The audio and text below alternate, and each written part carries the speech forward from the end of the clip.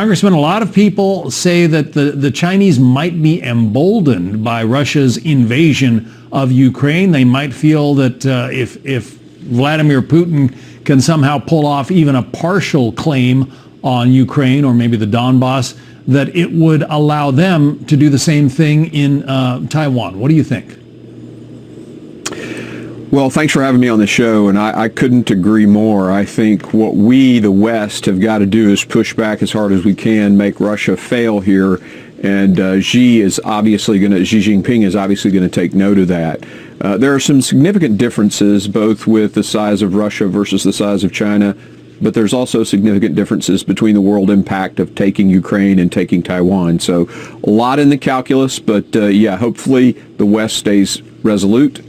We stop Russia, and Xi is deterred. So how do we support the people of Taiwan? There was that exchange with President Biden, and I want to play that for you here, that had a lot of people raising their eyebrows. Listen. Are you willing to get involved militarily to defend Taiwan if it comes to that? Yes. You are? That's the commitment we made. Our one China policy has not changed. He reiterated that policy and our commitment to peace and stability across the Taiwan Strait. So there's the Defense Secretary Lloyd Austin trying to sort of walk back his boss's comments. The president said we would defend Taiwan militarily. That's always been sort of an ambiguous claim out there, an ambiguous thought. Did the president help or hurt the situation? Well, I've been very frustrated with the president's actions all the way from Afghanistan to the initial steps in Ukraine, but I still support strategic ambiguity, and we want Xi Jinping asking the question or wondering whether or not we would get militarily involved. So we have got to do one thing for certain, and that's make sure that our not getting involved in Ukraine does not become an assumption that China makes just because they have nukes, Russia has nukes, we chose not to put American. Well, let's hope that Xi Jinping doesn't make that assumption in Taiwan. In the meantime, the military budget in this country, some say is not adequate to be preparing for some kind of Chinese action on Taiwan if it comes, as well as shipping the missiles that we're shipping to Ukraine. Your thoughts?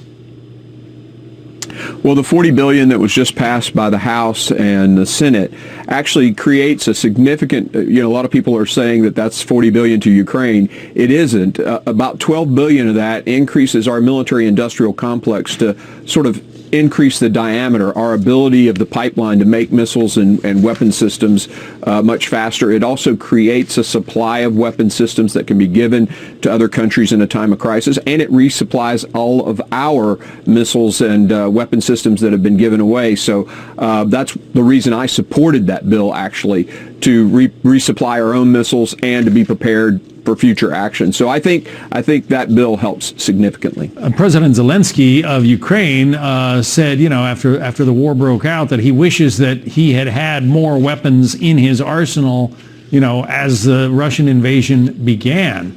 Would it be a good idea to start sending more fighter jets to Taiwan and upping their capabilities before any Chinese invasion, should it come? Absolutely. I've heard it called the porcupine strategy, make Taiwan a porcupine so that the Chinese just can't afford the owie that comes from touching it. I think that's a good strategy. Of course, we are there training and assisting the Taiwanese military. I think that should continue. Certainly this supply of missiles that they're putting aside would be available for the Taiwanese. The Taiwanese have got to be stockpiling because resupplying Ukraine with NATO countries right by it's a lot easier than resupplying an island only 90 miles from China. So, and the People's Liberation Navy, Army Navy is ready to defend those basically keep those supply lines closed. So Taiwan needs to be stockpiling now.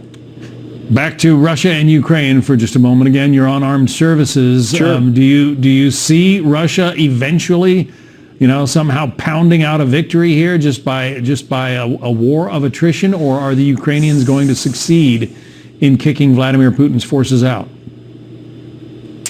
Well, the Ukrainians are very committed. They've tasted a little bit of victory. They blocked Vladimir Putin's initial strategic objective, which was to take out the government in Kyiv. That failed. Now he's pushing for the land bridge in Donbas.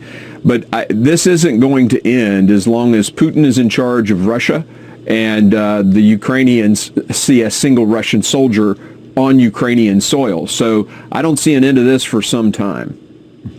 Tennessee, Republican Congressman Mark Green. Congressman, enjoy the holiday weekend. Thank you for being with us. Thank you. Thanks for having me.